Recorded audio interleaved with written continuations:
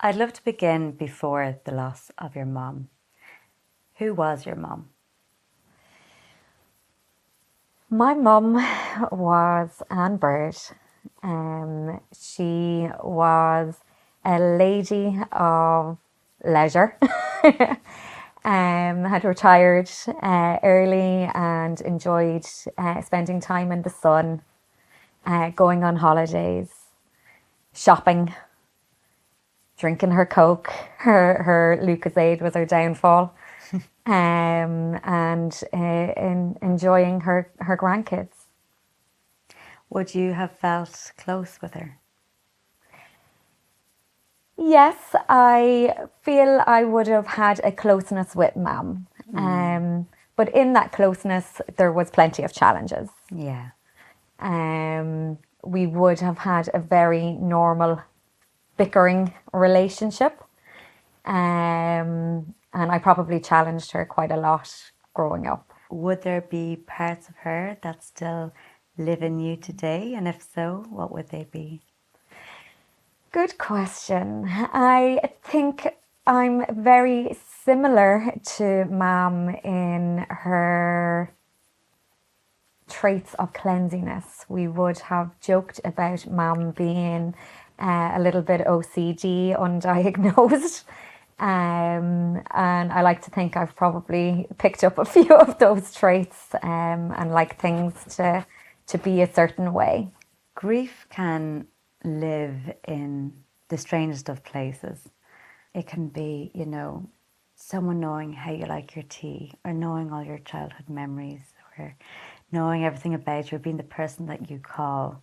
Has there been a surprising area that grief has shown up for you since the passing of your mum? I didn't expect to feel the pain as strong as I do. And I had experience of loss, but this loss felt different. It's my mum. Yeah. It's my dad.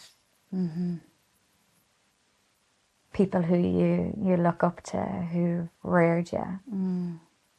Very significant people in your life. Yeah.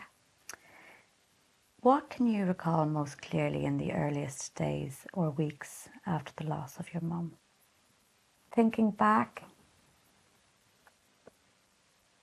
it was definitely quite a blur. There's a lot happening in those hours, days after you experience the loss of a loved one. The organising, the having to go through outfits and picking the best outfit that you feel your loved one will want if they haven't stated before. Picking out coffins. I never thought I'd have to, I'd never had to do that before. Do you think that's something we don't think about enough? I do, and I certainly encourage people to have those conversations and be open about what our wishes are. My mum had stated she wanted to be cremated, so that was really important that we had followed her wishes. My father, had stated on his will he wanted, a certain name to be on his headstone. Okay. So yeah, I think it's important. So having that clearly outlined for you was also one less decision or potential argument that you could have with your siblings or people, other loved ones that you share them with. In those initial stages of, as you mentioned, all the organising and the obviously initial grief and the trauma of losing, and then as you have 3 children, there's a lot going on. What would you have found most helpful in those early stages? What I found helpful was being around people. There was almost a fear of being on my own, where I would have felt that loss more. Whereas when I was around people, I could share that with others. Something that I've observed is in the immediate days and weeks after somebody's loss, after bereavement, there is an influx of people. There's an influx of support, of sandwiches, of people calling in and people being around. There's a real bustle, and it can nearly feel very uplifting to have that amount of company. It's intense. But it's like after a few days or a few weeks, it just gets pulled. People go back to their lives, they go back to work. What was your experience around that? Yeah, I found that quite difficult. Again, with mum passed New Year's Eve, which meant New Year's Day. Most people had plans and, were spending it with their family. Whereas I didn't actually, because of that, notice an influx of people until after that. And that also kind of prolonged the burial setting.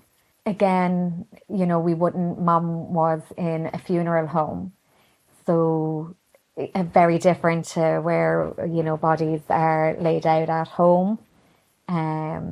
So there was a little bit of being able to be in denial and go into organisational mode of what needs to be done, what prayers you want, what songs. So do you feel like the Irish ritual and the way we go about it is actually helpful to, I suppose, absorb the shock of the loss in those initial days? I'm not quite sure, as I probably would have just seen it as the Irish tradition. I definitely enjoyed, as you mentioned, that was a time where everyone was around. It's quite hard when that stops. Yeah. What was your experience when it stopped? Lonely. Quite sad. I think the pain was quite raw. It was hard. You'd go do a shop and you'd literally be looking around and wondering, like, nobody knows what you're going through right now. Did you ever have that thought that Yeah. nobody understands what this feels like? Plenty of times, yeah. Even still, Yeah. Yeah. Did you ever feel angry at those around you for moving on or not holding you in their mind? Yeah, I absolutely did, How did that manifest? It's a difficult emotion, when you are feeling angry.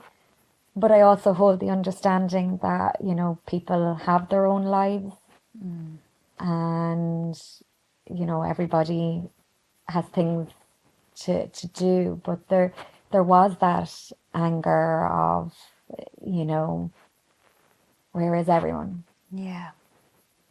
But yet I think you would have felt, it's like standing in a room full of people and knowing that there's so many around you, but still feeling quite alone. Absolutely. I've left many a funeral, and when I walk outside, it's like people are still in traffic jams. The birds are still chirping. Life still moves on. And it can feel so unsettling because you've just lost the most important person in the world. You've lost somebody who's so significant and feels like such a big fish in your small pond. But then when you look at the world moving on, it feels like they were such a small fish in such a big pool. How did you, I suppose, navigate that feeling? It was hard to begin with, particularly when your own life goes back to normal. So, like, we only get a short time of bereavement leave, and then you're thrown back into normality. But yet, it doesn't feel normal. You're still processing, you're still grieving. Yes. Yes, I did find that helpful, as in, having a routine. Again, 3 small kids, they have to get to school. you know, so all that was quite helpful in getting you up and throughout the day. But it was challenging. I often feel that when we lose somebody, we don't just grieve that person, but we grieve who we were before the loss, you know, because a part of us has forever changed. We're no longer who we were before the loss. We grieve the life we knew while they were in it. And we can also grieve the future that we had imagined, that we shared with that person.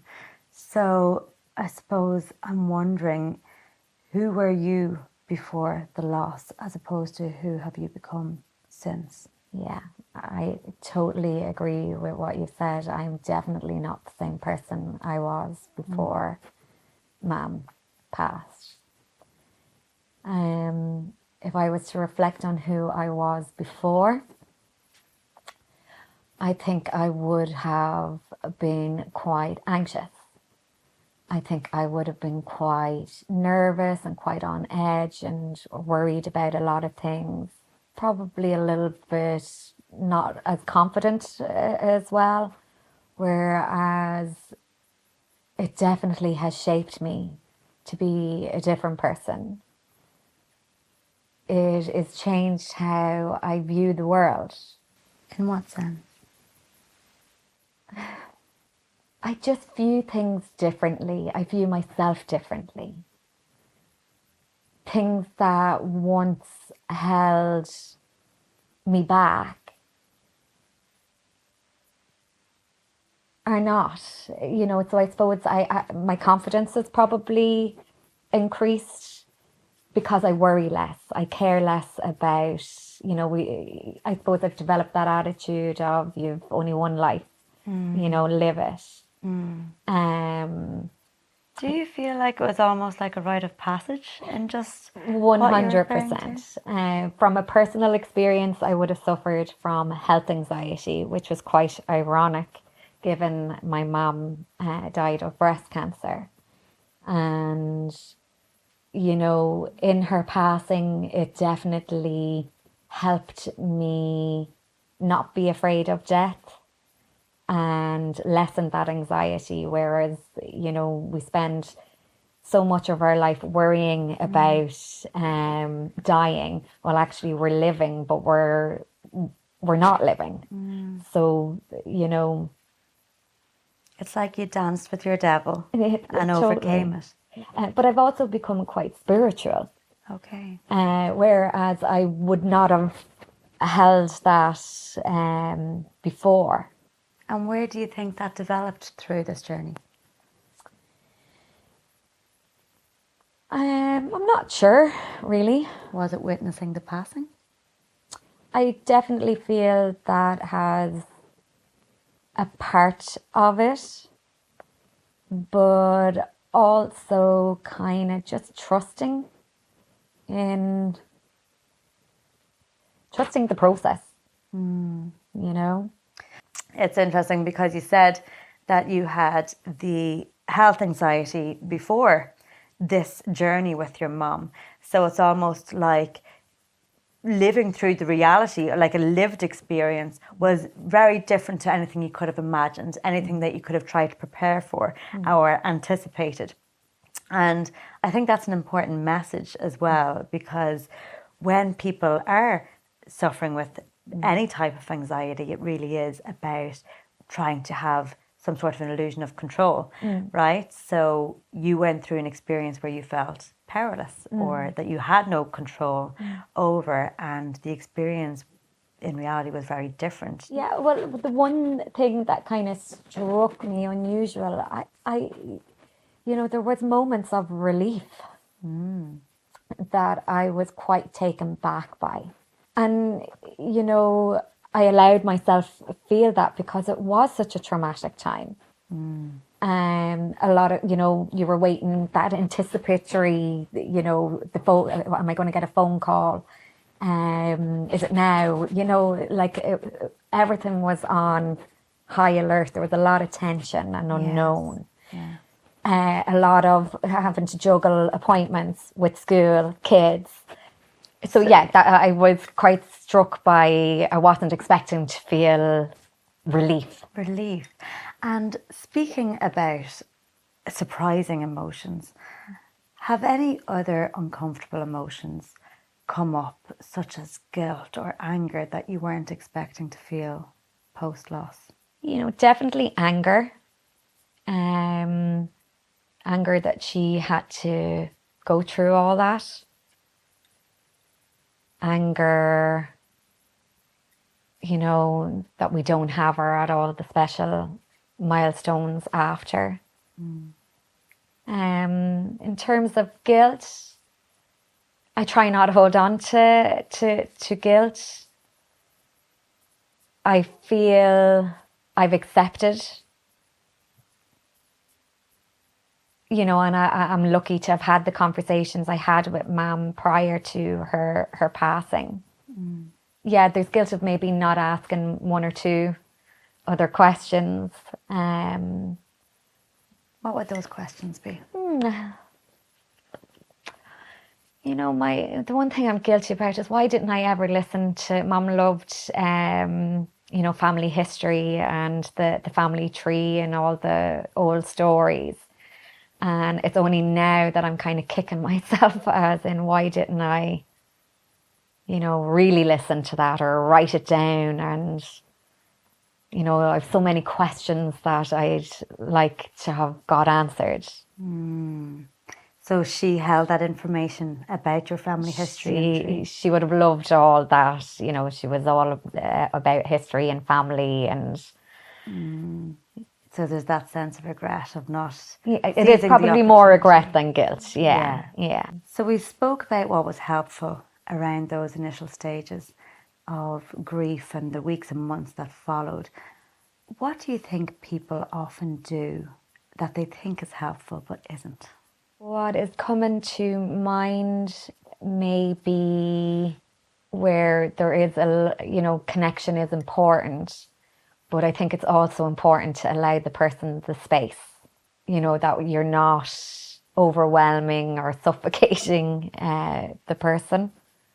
In terms of what, what people say, at least she's not suffering was a common one, particularly with Mum and having had to go through the cancer. And how did you receive that comment? I kind of would agree with it, as in, but I suppose that's where the anger comes in, because I get it. I totally get that I don't want my mum to suffer. I didn't, it was hard seeing her go through all, the treatment and hospital appointments and whatnot. But if that meant I could have her that little bit longer. So in a way, I know it's probably a bit selfish of me and more about my needs. I personally found everyone was great. My main thing was, I like connection, and there was times where I wanted to be around people, but that wasn't an opportunity. As in, people were unavailable? Yeah, because everybody had lives to go back to. And I struggled with that for a good year, I would say, in feeling that loneliness. When people are paying the respects or people are seeing you in the following, a lot of us do go to those cliche comments. Sorry to hear, glad she's not suffering, And I'm just wondering, do they get tiring? In those first few days, it is so tiring, and you are on autopilot, with people giving their sympathies. And it is a blur of who's even, coming. I often find actually being the other side, and I find it interesting, when people are paying their respects and you're like, they do it again in the church and you're like, you've already paid your respects. Why are you queuing up again? That poor family, that always baffles me. But as the person going through it, it's a blur. I couldn't tell you who came and who didn't, do you know? You're exhausted, hungry, sad. You know, and again, preparing yourself for the next stage of the process. What helped you to gather yourself to perform, to function for those days and weeks after? Yeah, I think it's important to get sleep. It's important to be eating. And I know, you know, appetite can be affected throughout the loss, but to be getting, you know, the right nourishment, being around the right people, those that are supportive, those that are caring. Being organised definitely helped, and having the support of my sister. I don't think I would have been able to do that without her. Was there anything about that stage and period that most surprised you, that you weren't expecting or didn't know about before having to go through it? So with Mum, Mum chose to be cremated. The first part of it, you go through the normal traditional, you know, your removal to being brought to the church. But with a cremation, then instead of going to the burial, you're brought to your crematorium. For me, that was different. You know, I had never experienced a cremation before. And I found that really hard. You know, we had the opportunity to obviously travel up behind the hearse to where Mum was being cremated. And that was quite difficult because we weren't having the ceremony in the crematorium, we had it in the church. It felt really quite final. Literally the hearses being, you know, pulling in, and we drive around and drive back home. That was quite... That's hard. Yeah, and it Feels was different. abrupt. I hadn't experienced that. It definitely came as a surprise. Grief can come in pangs and waves. How do you cope with that when it comes when you least expect it, or it catches you off guard? It is difficult. And as you said, it does. It comes in waves. It's like a roller coaster. And when you least expect it. And that can be hard to navigate, you know, particularly with children.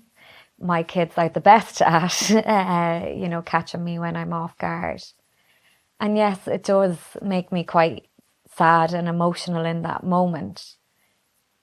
But there is a part of me that smiles, that I'm glad that they still remember her.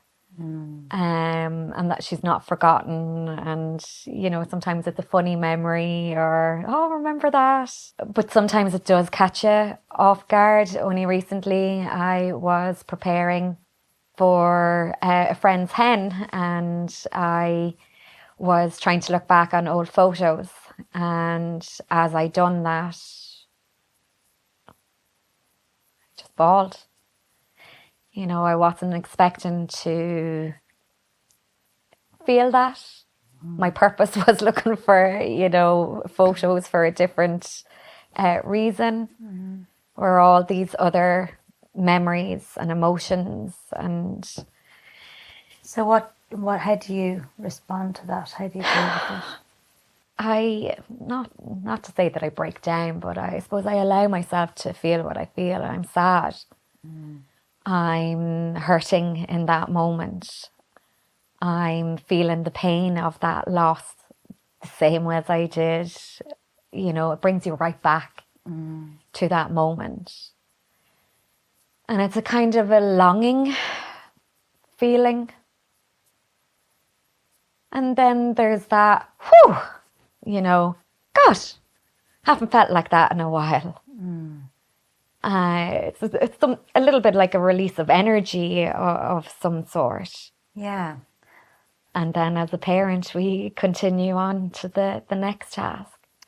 I often think that grief isn't something that we ever get over. It's more like something we carry differently. Would that resonate with you? Absolutely. I don't think there is a timeline on grief. I don't think it ever goes away. In fact, I almost found it harder as the time goes by, because that's more things that they're missing out on. That's more times that you wish they were there. Yeah, I think It's more time separation from them. yeah. And the what could have been. You know, I recently had, a communion where we had a great sense of loss for both my parents. It's the special occasions, it's Christmases, with Father's Day coming up.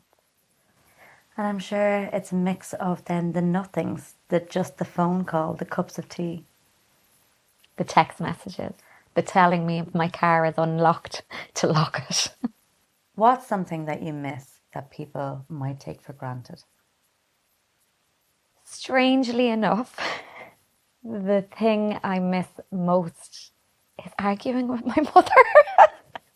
And I know that might come as a little bit of a surprise, but I miss the rolling of her eyes, the knowing what way she'd respond, if I went to ask her something.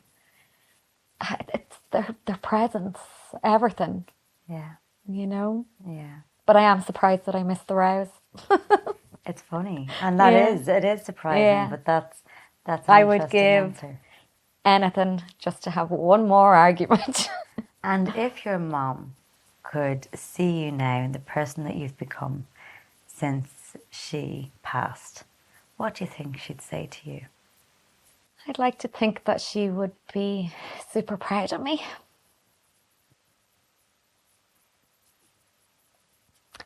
That I have honoured her wishes. And that we had given her the best send-off that she would have been proud of. Beautiful. And if somebody who's listening to us now are in those early stages of bereavement in their own lives, what message of hope might you be able to share with them? To give hope to others, I think it's about, you don't have to have it all figured out. You don't have to have the answers. You don't have to hide or suppress how you're feeling. Just allow it to flow. Be around people who support you. Do things maybe in memory of the person. Whether that's planting a little flower out the back, and to keep talking about them. Yeah. Let them be remembered, the good and the bad. I'm going to finish with a little poem. Grief is not a place, by Donna Ashworth. Grief is not a place to stay, walk away, but let it walk and step beside you. Grief is not a home to nest in or rest in. It is a shadow to be found when the sunlight hits the ground. Stitched to your foot, it will take root, a favourite chapter in your book, reminding you that you are now more than you were before, because you store someone's love, not less because they left. You're still you, with part of them attached too. Together you go on. It is the same song, just with new notes. Notes they're leaving wrote.